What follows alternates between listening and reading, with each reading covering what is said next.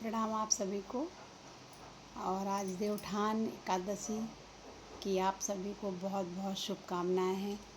और आप लोगों के जीवन में हमारे विष्णु भगवान हमेशा सुख और समृद्धि लाएं और खुशियाँ लाएं, स्वास्थ्य अच्छा रखें, क्योंकि वो हमारे पालनहार हैं। तो आज जो है वो हमारे 6 महीने पहले जो हमारे विष्णु भगवान जी थे वो सोने के लिए यानी कि आराम के लिए गए थे, और हमारे जो कार्यभार था इस धरती का तो भोलेनाथ बाबा को दे कर के गए थे। तो आज के दिन उनका आज वो अपने सो कर के उठते हैं, तो इसीलिए उनको देवउठान एकादशी भी बोलते हैं। तो ज़्यादा से ज़्यादा बेटियां आज व्रत करें, और बहुत अच्छा होता है ये व्रत करना। और व्रत से ज़्यादा ज़रूरी है, अगर आप व्रत नहीं भी रख पाए हैं, मैंने सोचा था ये वीडियो कल बनाऊंगी जिससे कि ज़्यादा से ज़्यादा लोग व्रत में रहें, लेकिन कोई बात नहीं है, व्रत रहना इतना अनिवार्य नहीं है। क्योंकि अगर आप व्रत रहते हो और अगर आप ये सब काम करते हो, जैसे झूठ बोलना है, किसी की चुगली करना है, और आपके मन का भाव अगर अच्छा नहीं है, किसी के प्रति अगर आप नेगेटिव सोच रहे हो, नेगेटिव बोल रहे हो, तो फिर वो व्रत आपका सक्सेस नहीं है। व्रत आप वैसे भी आप पूर्ण कर सकते हो। आप करिए, आज का दिन का संकल्प लीजिए कि आज हमें किसी की बुराई नहीं सुननी है, ना मुझे करनी है ना सुननी है, और मैं हर किसी के लिए अच्छा भाव, भले ही कोई हमारे साथ में कुछ बुरा भी आज करता है तो भी हम उसको भगवान जी को धन्यवाद कहेंगे कि ज़रूर हमारा कुछ प्रारब्ध रहा होगा, इसीलिए उसने मुझे ऐसा बोला है। नहीं तो सोचिएगा कोई किसी को क्यों ऐसे बोलेगा, वो सब हमारा लिखा रहता है प्रारब्ध का। इसीलिए हमें कोई बोलता है, अगर उल्टा सीधा बोलता है या कुछ भी कहता है तो हमारे प्रारब्ध का होता है। और वरना आज के ज़माने में कौन किसी को कोई बोल सकता है। और पीठ भले ही मुँह पर बोल भी दीजिएगा, लेकिन पीठ पीछे कभी मत किसी की बुराई करिएगा। यही व्रत है, और व्रत का कोई भी मतलब नहीं। व्रत में पूजा पाठ करना, पूजा पाठ तो आप बिना व्रत के भी करते हैं, तो पूजा पाठ को करिएगा। और माता रानी उसका भगवान जी से, भोले बाबा से अपना 5 दिया जलाइएगा। जहाँ पे आपका जैसे आप किचन है उसमें पानी भर के जहाँ पर रखते हैं, उस कलश के पास में, किचन में हमारे यहाँ जैसे रोज पानी कलश में भर के रखते हैं किचन में, तो उस कलश के पास में आप 5 दिए जलाइएगा। और अपनी जो भी आपकी मनोकामना है आप उसको मनोकामना को बोलिएगा।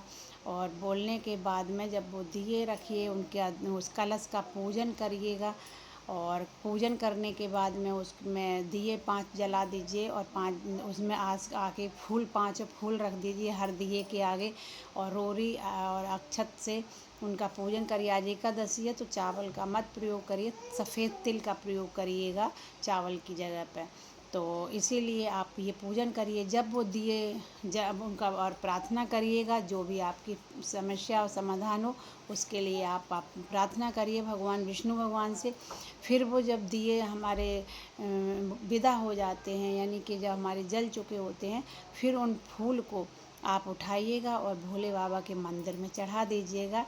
और भोले बाबा से भी कहिए, भोले बाबा बहुत बहुत धन्यवाद आपका, आपने मुझे इन 6 महीनों में बहुत अच्छे से संभाला है, बहुत अच्छा मैं खुश हूँ, और आपको बहुत बहुत मैं धन्यवाद देने आई हूँ। बस इतना बोल करके और आप मंदिर में प्रणाम करके चले आइएगा। ये छोटी छोटी चीज़ें हैं, अगर आप करते हैं। पूजा एक वही आस्था है, हमारा तो मन यही कहता है कि आप पूजा अगर नहीं भी करते हैं और अगर सबके साथ में अच्छा करते हैं तो वो भी एक बहुत बड़ी पूजा है। भगवान भाव के भूखे हैं। मन निर्मल हमेशा रखिएगा हर किसी के लिए।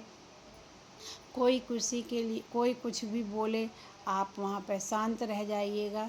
और आप अपना, जब आप एक बात मैं और बताना चाहूँगी, जब आप जब ये दिए जलाएंगे तो अपना स्वर ज़रूर चेक करिएगा। स्वर क्या होता है, जैसे मान लीजिए जैसे हमारे नाक से जो सांस आती है, हवा पास होती है तो वो आप देखिएगा कि आपका कौन सा है। यानी कि जो हमारा सीधा होता है ये सूर्य नाड़ी होती है। सूर्य नाड़ी क्या, सूर्य मतलब तेज, यानी कि बहुत तेज होता है, गर्म होता है, इसमें गुस्सा भी आता है, तो ये तेज होता है। तो जब भी आपका ये इससे सांस आए तो आप दिया मत जलाइएगा। जब आपका ये चंद्र नाड़ी यानी कि ये शांति का प्रतीक है, जब ये नाड़ी आप जागृत करके वो दिए जलाएंगी तो सच मानिए आपने जो भी आपने मन्नत मांगी है वो आपकी पूर्ण होगी। और इसीलिए आप बोलेंगे आप चेक कैसे करना है, आप इस तरह से ऐसे हाथ लगाइएगा, रीढ़ की हड्डी को सीधा रखिएगा और हाथ लगा करके लंबी गहरी सांस लीजिए। और उसके बाद में नाक से जब आप सांस छोड़ते हो तो आप देखिएगा एक में तेज सांस निकलती है और एक में थोड़ी सी रुक के आती है। तो आपको पता चल जाएगा कि आपकी कौन सी नाड़ी जागृत है। अगर आपकी सूर्य नाड़ी जागृत है तो दिए उस टाइम पे थोड़ी देर मत जलाइएगा, क्योंकि हर 58 मिनट में हमारी नाड़ी चेंज होती रहती। तो आप सभी लोगों से यही प्रार्थना है, अपनी नाड़ी के बारे में ध्यान करिए, नाड़ी का ज़रूर ज्ञान रखिए। और ये बहुत बड़ी है, कहीं आप अगर अच्छे काम के लिए जा रहे हैं, कोई शुभ काम के लिए, तो भी आप नाड़ी चेक करके ही जाइएगा। इससे आपका 99% काम बनेगा।